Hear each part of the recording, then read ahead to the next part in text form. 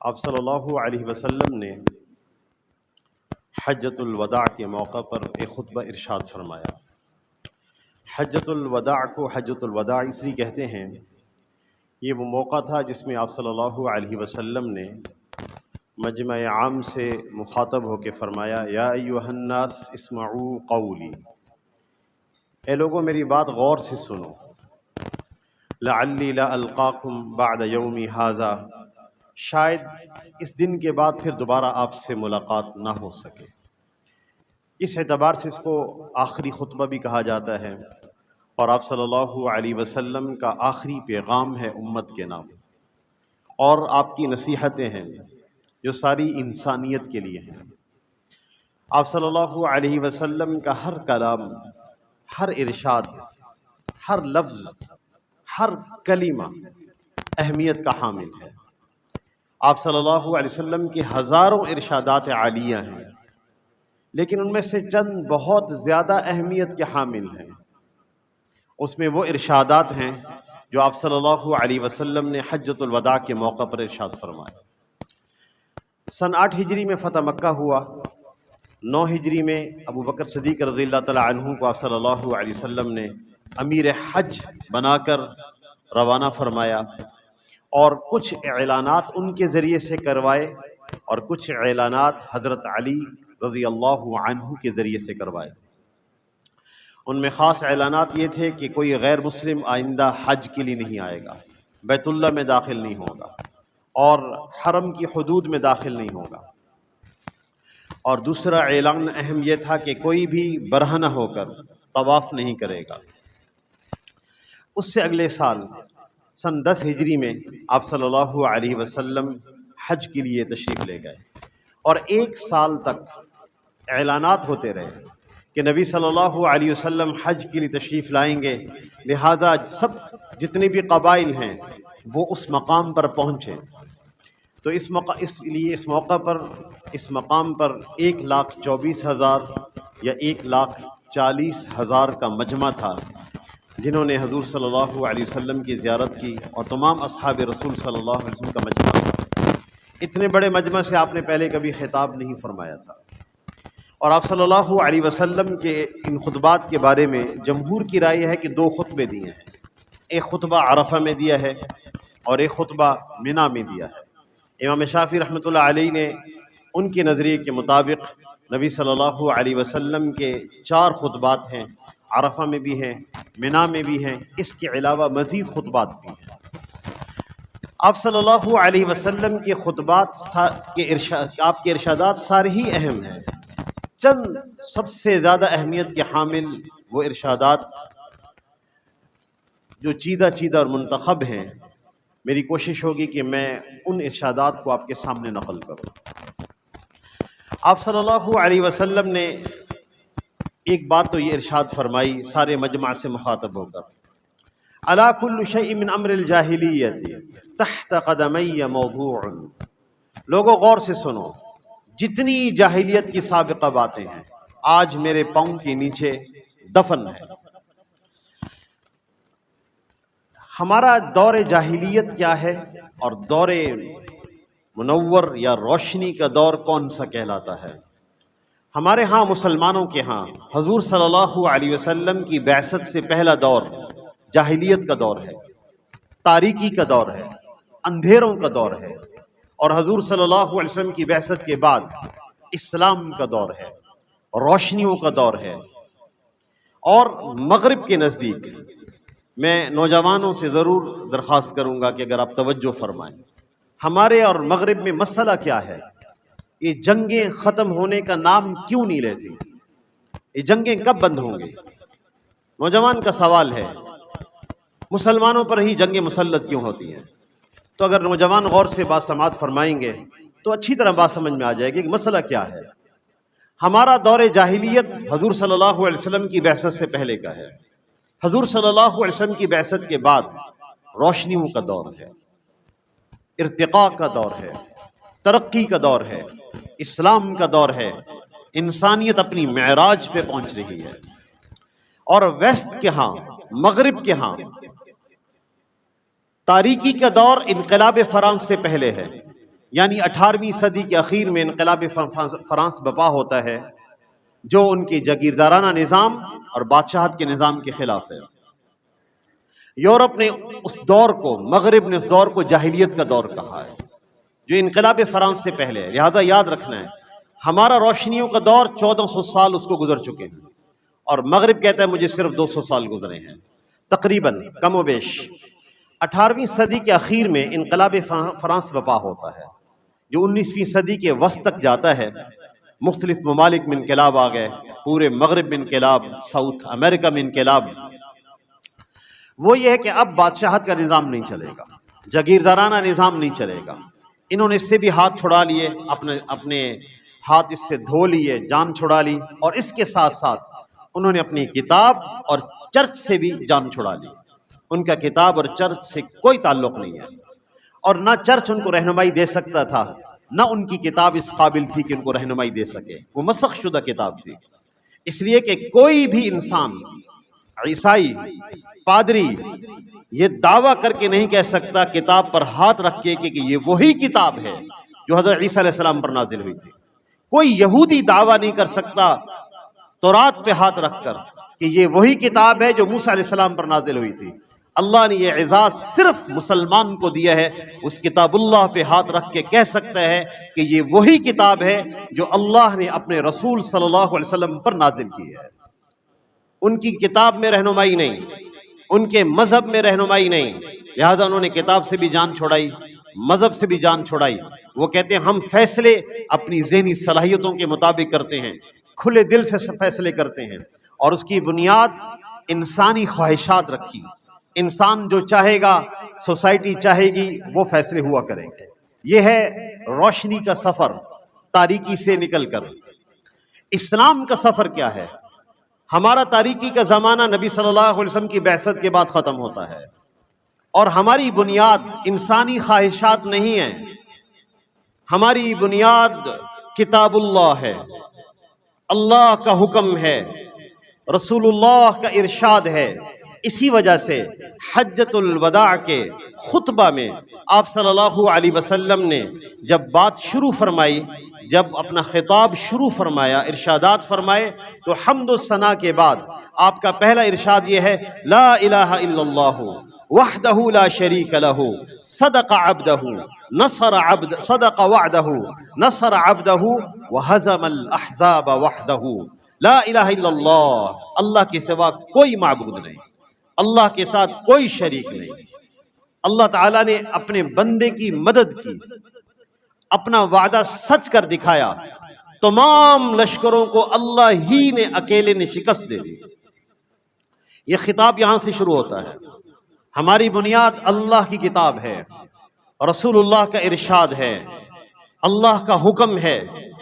انسانی خواہشات کا احترام کیا گیا ہے، لیکن پیدا کرنے والے نے انسانی خواہشات کی حدود رکھی ہیں۔ انسان کے اندر تعلق قائم کرنے کا ایک خواہش ہے عورت کے ساتھ، اس کی حدود رکھی ہیں، وہ نکاح ہے۔ اس نکاح کے علاوہ جو بھی راستہ ہے فَأُولَئِكَ هُمُ الْعَادُونَ، وہ حد سے تجاوز کرنے والا ہے۔ خواہشات بھی اللہ نے رکھی ہیں، اس کی حدود بھی اللہ نے بیان کی ہیں، لہٰذا ہر معاملے میں بالادستی اللہ کی ہوگی، اللہ کی حکم کی ہوگی۔ یہ ہے اسلام کا روشن دور۔ لہٰذا اور اسی وجہ سے قرآن پاک میں یہ حکم ہے وَأَنِحْكُمْ بَيْنَهُمْ بِمَا أَنزَلَ اللَّهُ، اے نبی صلی اللہ علیہ وسلم آپ ان کے درمیان فیصلہ کیجئے ان احکامات کے ساتھ جو اللہ نے نازل کیے ہیں۔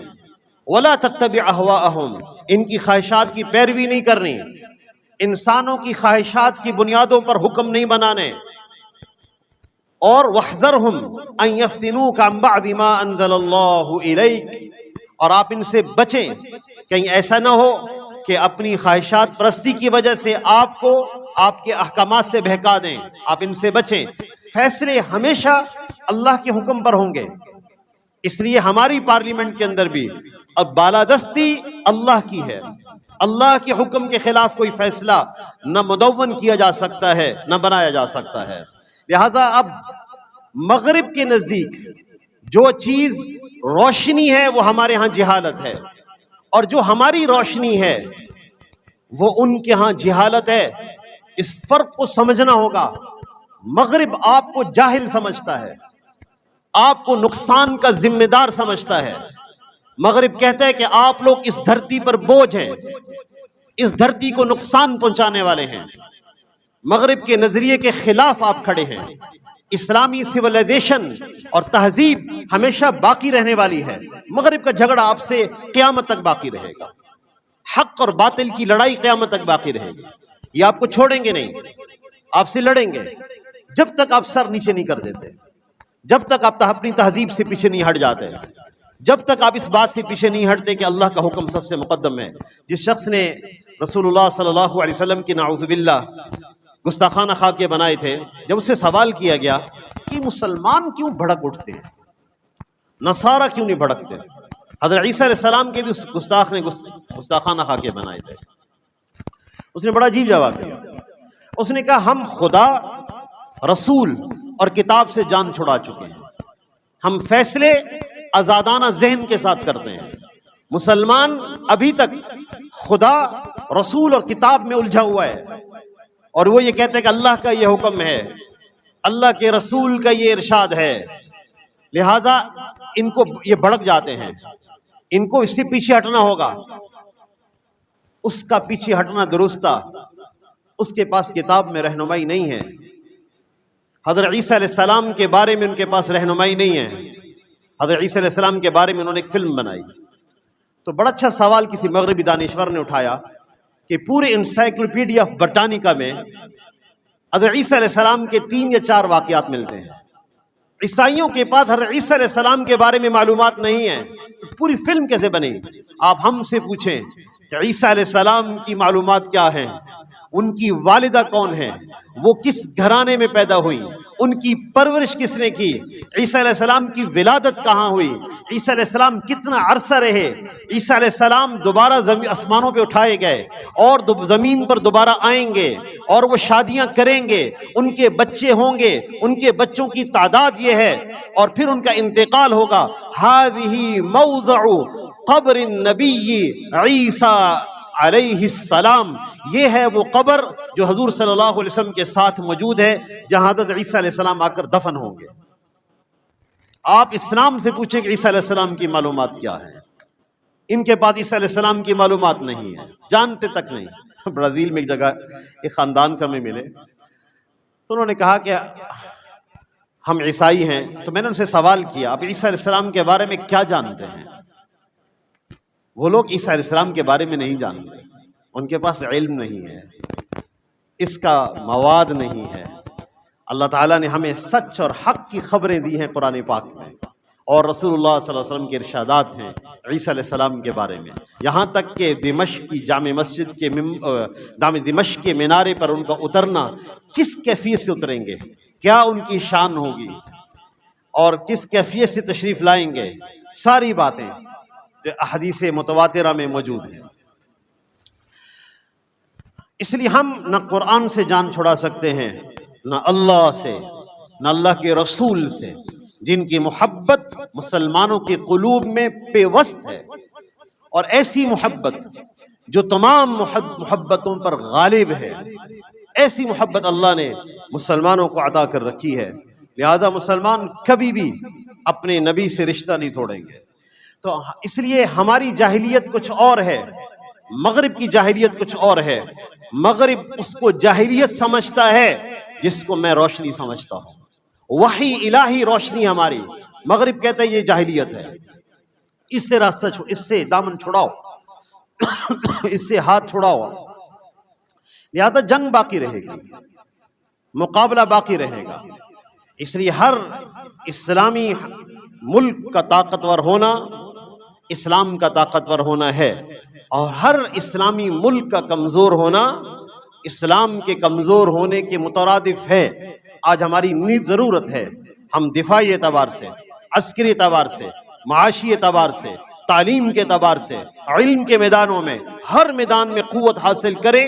اور یہ فرض کفایہ ہے، جس جگہ کمزوری ہو جائے گی ساری امت گناہگار ہو جائے گی. تو آپ صلی اللہ علیہ وسلم نے فرمایا کہ تمام جاہلیت کی باتیں میرے قدموں کے نیچے ہیں. ان میں سے پہلی بات فرمائی یا ایھا الناس انا خلقناکم من ذکر وانثی وجعلناکم شعوبا وقبائل لتعارفوا، اے لوگو اللہ تعالیٰ نے تمہیں مختلف خاندانوں میں پیدا کیا، مختلف قبائل سے پیدا کیا، اور لیکن وجعلناکم شعوبا وقبائل، اے انسانو اللہ نے جو تمہیں پیدا کیا تمہارے لیے قبائل رکھے، خاندان رکھے، اور تمہیں وہ تعارف دیا لتعارفوا، تاکہ تم اس سے تعارف حاصل کرو، اس کے ذریعے تعارف کراؤ۔ لیکن تقوی کا معیار نہ خاندان ہے اور نہ ہی تقوی کا معیار قبائل ہیں۔ تقوی کا معیار ایک ہی چیز ہے، ان اکرمکم عند اللہ اتقاکم، کہ اللہ تعالیٰ کے ہاں تم میں سب سے زیادہ متقی جو پرہیزگار ہے وہ زیادہ عزت والا ہے۔ اسی وجہ سے آپ نے ارشاد فرمایا فلیس لعربی علی عجمی فضل، کسی عربی کو کسی عجمی پر کوئی فضیلت حاصل نہیں، ولا لعجمی علی عربی، کسی عجمی کو کسی عربی پر کوئی فضیلت حاصل نہیں، ولا لاسود علی ابیض، کسی کالے کو سفید پر، ولا ابیض علی اسود، نہ کسی سفید کو کالے پر فضیلت حاصل ہے، الا بالتقوی، مگر تقوی ہی فضیلت کا سبب ہے۔ حضرت لقمان حبشی ہیں، سوڈانی ہیں، غلام ہیں، لیکن تقوی والے ہیں، تو ان کے نام سے سورہ لقمان نازل ہوئی اور ان کی نصیحتوں کو بیان کیا گیا۔ اور اس کے مقابلے میں حضور صلی اللہ علیہ وسلم کے قریبی عزیز ہیں، رشتہ دار ہیں، ابو لہب، اس کا اصل نام عبد الشمس ہے۔ ابو لہب اس لیے کہتے تھے کہ چہرہ چمکتا تھا جیسے آگ کا شعلہ ہو، اتنا خوبصورت آدمی، چہرہ سرخ ہو کے چمکتا تھا۔ تو جب آپ صلی اللہ علیہ وسلم نے جبل ابی قبیس پر دعوت دی تو سب سے پہلے اس نے حضور صلی اللہ علیہ وسلم پر پتھر مارا، تو قرآن پاک کی آیات نازل ہوئیں تبت یدا ابی لہب وتب، ہلاک ہو جائے، ٹوٹ جائیں ابو لہب کے دونوں ہاتھ، اور وہ ہلاک ہو گیا۔ اس کی بیوی ام جمیل اتنا سونا پہنتی تھی کہ جب اس کو اٹھاتے تھے تو عورتیں سہارا دے کے اٹھاتی تھی۔ ما اغنى عنہ مالہ وما کسب، اس کے مال نے، اس کی کمائیوں نے اس کو کوئی فائدہ نہیں دیا۔ تو ابو لہب برباد ہوا، مردود ہوا، اگرچہ قریش میں سے ہے، نبی صلی اللہ علیہ وسلم کے قریبی رشتہ داروں میں سے ہے، اور حضرت لقمان الحکیم کالے ہیں، حبشی ہیں، سوڈانی ہیں، ان کے نام سے سورہ نازل کی گئی اور ان کے نصائح بیان کیے گئے۔ اور بلال الحبشی رضی اللہ تعالیٰ عنہ کو آپ صلی اللہ علیہ وسلم نے بام کعبہ پر چڑھنے کا حکم فرمایا، اور وہ چڑھے اور انہوں نے اذان دی جو ہے فتح مکہ کے موقع پر۔ اور پھر نبی صلی اللہ علیہ وسلم نے جاہلیت کی باتوں کے بارے میں ارشاد فرمایا کہ وَدِمَاءُ الْجَاهِلِيَّةِ مَوْضُوعَةٌ، جاہلیت کے زمانے کے جتنے خون ہیں آج ان کا کوئی بدلہ نہیں ہوگا۔ پہلے زمانے میں ایسا ہوتا تھا، ایک آدمی کسی قبیلے کے فرد کو قتل کر دیتا تھا تو دوسرا قاتل کو نہیں، ویسے کسی قبیلے کے فرد کو قتل کر دیتا تھا، اسی کو اعزاز اور فخر سمجھا جاتا تھا۔ پھر قبائل میں لڑائیاں ہوتی، 100 سال سے زائد لڑائیں، حرب بعاث 120 سال تک جاری رہی، ایک دوسرے کو مارتے رہے۔ تو آپ صلی اللہ علیہ وسلم نے فرمایا سب سے پہلا خون ربیعہ ابن الحارث کے بیٹے کا میں معاف کرتا ہوں۔ ربیعہ ابن الحارث کا بیٹا بنو حذیل کے ہاں دودھ پینے کے لیے گیا ہوا تھا، جیسے پہلے زمانے میں بچوں کو دودھ پینے کے لیے چھوڑا جاتا تھا، وہاں اس کو کسی نے قتل کیا تھا۔